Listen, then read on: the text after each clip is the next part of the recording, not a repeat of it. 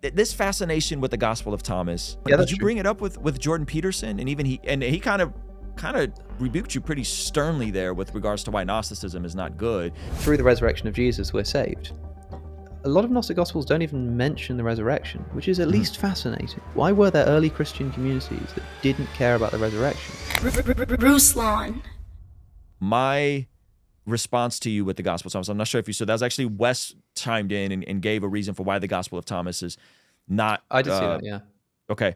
Yeah, like before he blew up. Yeah, I saw that. Before he blew up. Yeah. And so, and by the way, was that in any way connected to you doing the debunking videos? Was because he debunked your argument for the Gospel of Thomas? No. I had considered doing some kind of response, because I remember when that video came out, and I went to dinner with some friends, and we were discussing it.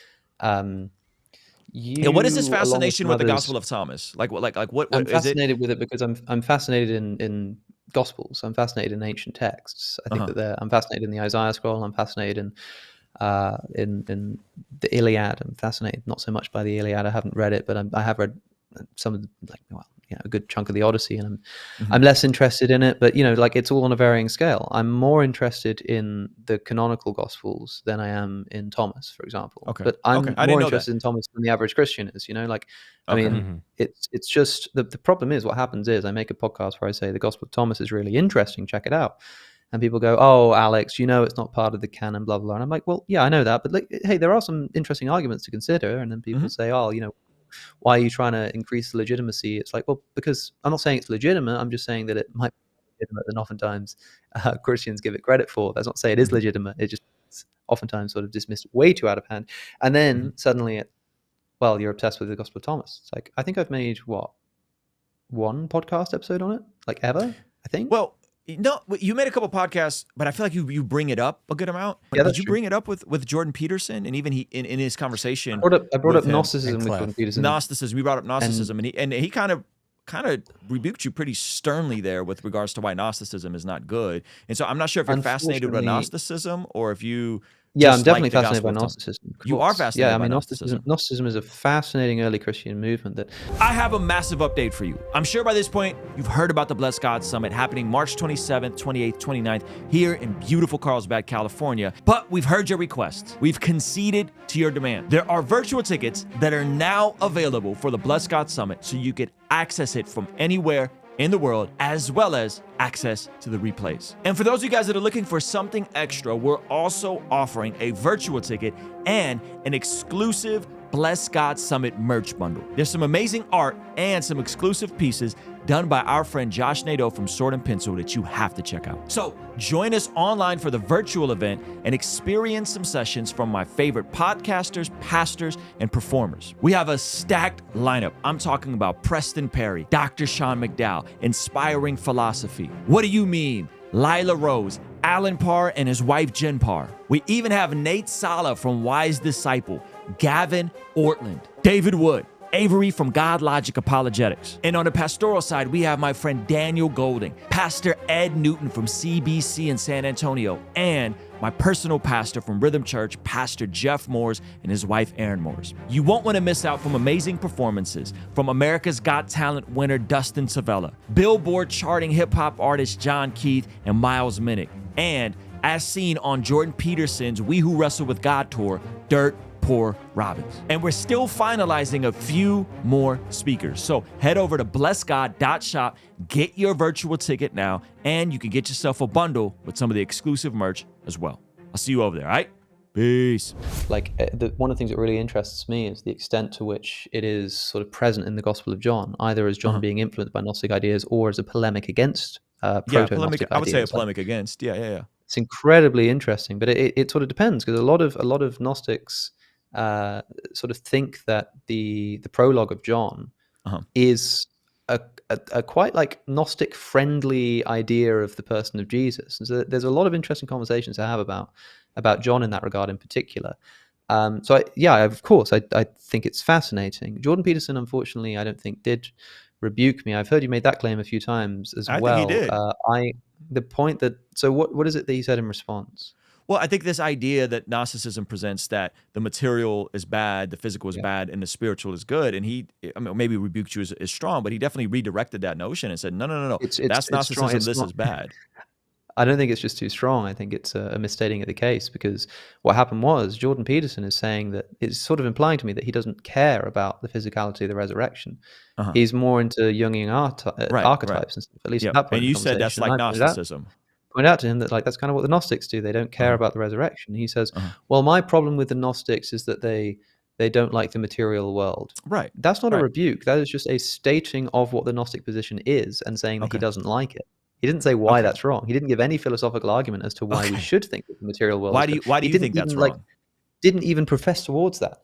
I don't think it is wrong. I don't think it. I think this is one of the things that I think is fascinating about Gnosticism is it seems to account for things like the problem of evil in its disparaging of the natural world. It also does away with some like it sort of solves some problems and brings up others, because like the Gnostic theology, and of course Gnosticism is an unhelpful scholarly term. Yeah, it's a broad spectrum. You know, whatever. Like it's kind of one of my least favorite things that people do. They begin their book with 3 chapters about why they can't use the word that's in the title. It's like, we all know what you mean. It's a very convoluted theology, or it seems convoluted. You know, it's sort of emanations and all of this kind of stuff. Yeah. And it's hard to get your head around, and it seems pretty counterintuitive. But you got to understand that if that became the norm, and Valentinus was nearly the Bishop of Rome at one point, so you know it wasn't far off. If that had happened, then if we were living in a parallel universe where Gnosticism was the norm, and there was this idea of what we now call Catholic ideas, you know, like proto-Catholic ideas, people might say, well, that doesn't make any sense, because, you know, if there was one God, why would there be the problem of evil? How would you explain the difference between the Hebrew Bible God and the New Testament? Like, none of that makes any sense. Like all worldviews have problems like this. And my fascination with the Gnostics is in that I'm discovering this exciting, like, sort of new interpretation of Christianity, not new, but like new to me, interpretation of Christianity that I want to explore by speaking with scholars. I think that is more than justification enough. But I did want to point out that where you said on a number of occasions, I've heard in your videos, every time I bring up Gnosticism, you say that, well, Jordan Peterson rebuked you on this. It's like, I really just don't think he did. I think he literally just said what Gnosticism was and that he didn't like it. And that's fine. He doesn't have to like it, but he definitely didn't rebuke it. Okay, well, he definitely didn't rebuke the criticism that he is doing that. He definitely didn't rebuke that. Fair enough. He didn't rebuke the criticism, but if you say, "Hey, I like burgers," and I say, "Alex, I don't like burgers," I think that's burgers are bad. Oh, sure. Okay, sorry. If you mean rebuke me in that sense, like me saying that he's sort of Gnostic. Okay, fine. Then maybe I misunderstood you, but like he certainly didn't do away with the criticism that insofar as like he talks about the resurrection. He would be way more at home with the Gnostics than he would be with at least at that point. Since then, God knows what he said. So, do you believe in something beyond the material world? Like that's I'm trying to understand. Like, because I understand that the Gnosticism is novel to you. I get it. Fair enough. As you're going through these things, are you saying as an agnostic you believe there's something beyond the physical world, beyond this material world? And therefore, that is why Gnosticism makes more sense to you. Is that your position? No, I am agnostic about like materialism, of course, because I mean consciousness is the great sort of first mystery and rebuttal of materialism.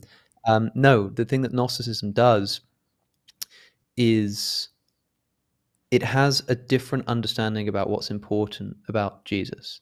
So the Catholic idea, and I mean Orthodox idea, and I mean small o Orthodox, is that through the resurrection of Jesus we're saved. A lot of Gnostic Gospels don't even mention the resurrection, which is at least fascinating. Why were there early Christian communities that didn't care about the resurrection? It shows that there is a variety of views about what's important about Christianity, and that fascinates me. So what is important to them? Like, why did that matter? What did these people believe, and why did they believe it?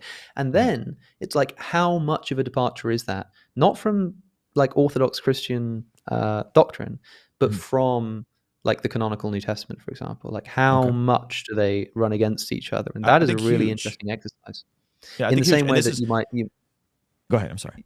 You might think that like John's Gospel kind of rubs up against like Mark's gospel in various ways. Like obviously the Gnostics are doing this in like orders of magnitude more ways, but you're asking why I'm interested in it. It's like all for the same reason.